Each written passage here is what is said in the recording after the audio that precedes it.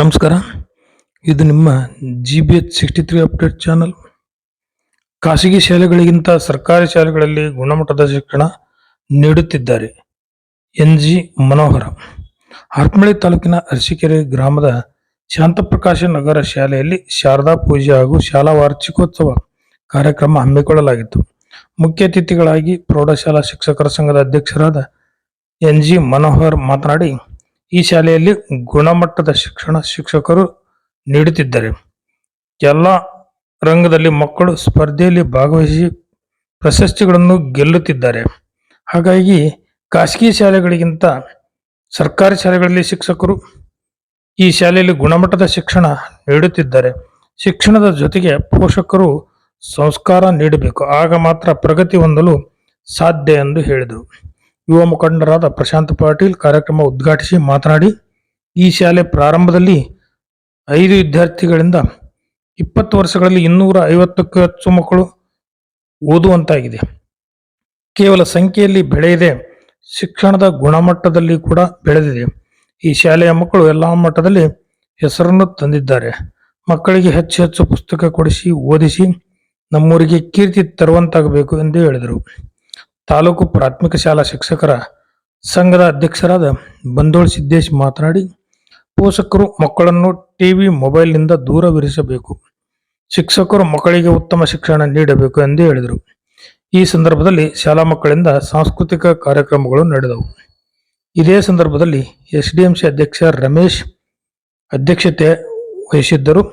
ಗ್ರಾಮ ಪಂಚಾಯಿತಿ ಅಧ್ಯಕ್ಷರಾದ ಹಾಲಮ್ಮ ನಾಗರಾಜ್, ಸರ್ಕಾರಿ ನೌಕರರ ಗೌರವ ಅಧ್ಯಕ್ಷ NT ಸೋಮಪ್ಪ, ಮುಖ್ಯ ಗುರುಗಳಾದ ಅನಸೂಯ, ಶಿಕ್ಷಕ ಬಸವರಾಜ್, ವಕೀಲರಾದ ಡಾಕ್ಟರ್ M ಸುರೇಶ್, ಗ್ರಾಮ ಪಂಚಾಯಿತಿ ಸದಸ್ಯರು, SDMC ಸದಸ್ಯರು, ಶಾಲಾ ಶಿಕ್ಷಕರು, ಊರಿನ ಮುಖಂಡರು ಹಾಗೂ ಶಾಲಾ ಮಕ್ಕಳು ಹಾಜರಿದ್ದರು. ನಮಸ್ಕಾರ. ಇದು ನಿಮ್ಮ GBH 63 ಅಪ್ಡೇಟ್ ಚಾನಲ್. ವರದಿ ಮಹೇಶ್, ಹಿರಿಯ ಪತ್ರಕರ್ತರು. ದಯಮಾಡಿ ಚಾನಲನ್ನು ಸಬ್ಸ್ಕ್ರೈಬ್ ಮಾಡಿ, ಶೇರ್ ಮಾಡಿ ಹಾಗೂ ಲೈಕ್ ಹಾಗೂ ಕಮೆಂಟ್ ಮಾಡಿ. ಧನ್ಯವಾದಗಳು.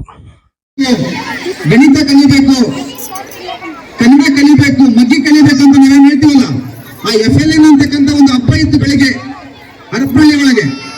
ನಿಮ್ಮ ಶಾಲೆ ಶಿಕ್ಷಕರು ಭಾಗವಹಿಸಿದ್ರಲ್ಲಿ ಅಲ್ಲಿ ಇಂಗ್ಲಿಷ್ ಗ್ರಾಮರ್ನೊಂದಿಗೆ ಎಲ್ಲ ವಿಷಯ ವಿಜ್ಞಾನದ ಚಟುವಟಿಕೆಗಳಲ್ಲಿ ಭಾಗವಹಿಸಿದ ನಾನು ಕೇಳಿದೆ.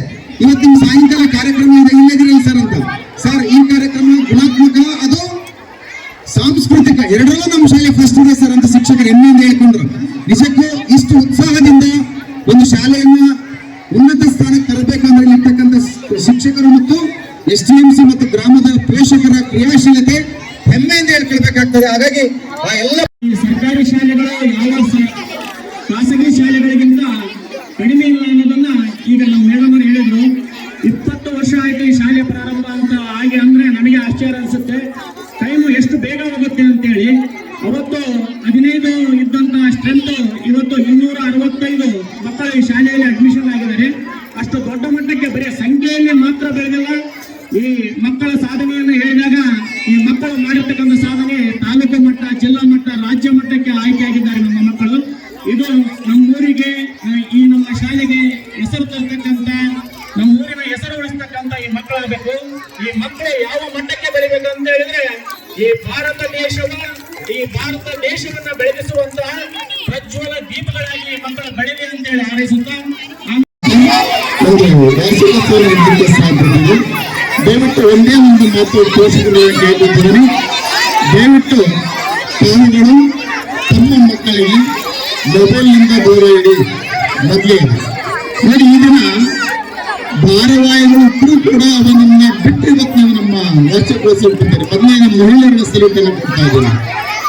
ಹಾಗಾಗಿ ಟಿವಿ, ಈಗ ಪರೀಕ್ಷೆ ಸಮಯ, ದಯವಿಟ್ಟು ಟಿವಿಗಳಿಂದ ಮಕ್ಕಳನ್ನ ದೂರ ಇಡಿ.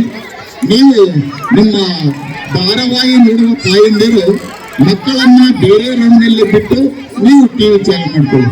ದಯವಿಟ್ಟು ಓದುವ ತೊಂದರೆ ಮಾಡ್ಕೊಬೇಡಿ. ನೀವು ಈಗ ನೀವು ಅವರು 9 ಗಂಟೆ ತನಕ, 9 ಗಂಟೆನ ಮತ್ತೆ ಟಿವಿ ನೋಡಿದ್ರೆ, ಧಾರಾವಾಹಿ ನೋಡಿದ್ರೆ 9 ಗಂಟೆ ತನಕ ಓದಿರ್ತಕ್ಕಂಥ ವಿಷಯ ಆ ಮಕ್ಕಳಲ್ಲಿ ಇರೋದಿಲ್ಲ. ದಯವಿಟ್ಟು ಮತ್ತೆ ನಿಮ್ಮ ಈ ಧಾರಾವಾಹಿಗಳ ಕಡೆ ಗಮನ ಹೋಗ್ಬಿಟ್ರೆ ಬರೀ ಅದೇ ತಲೆಯಲ್ಲಿ ಉಳ್ಕೊಂಡಿರುತ್ತೆ. ದಯವಿಟ್ಟು ಯಾರು ಕೂಡ ಆದಷ್ಟು ಮಕ್ಕಳಿಗೆ ಮೊಬೈಲ್ನಿಂದ ಮಾಧ್ಯಮಗಳಿಂದ ದೂರ ಇರಿ ಅಂತಕ್ಕಂಥ ಮಾತನ್ನು ಹೇಳ್ತಾ ಈ